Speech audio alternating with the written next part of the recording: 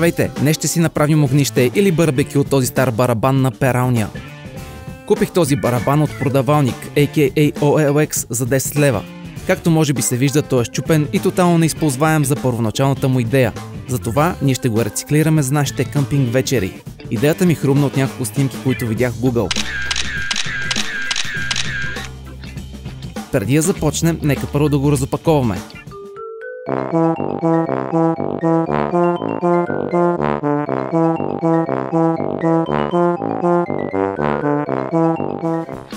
За да можем да го използваме за пълноценно огнище, трябва първо да махнем пластмасовите елементи в барабана.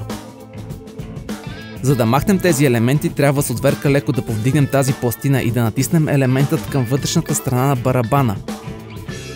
Би трябвало с лекота да се откачи.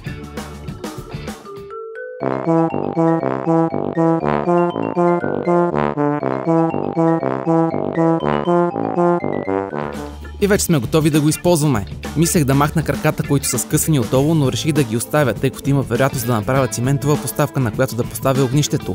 И тогава ще са ми много полезни за допълнително прикрепяне. Но това ще направя може би до година. Сега да направим един бърз тест. Ако имате други готини идеи, които можем лесно да реализираме, споделете ги в коментарите. Не забравяйте да се абонирате и да харесате видеото, както и да го споделите с вашите приятели.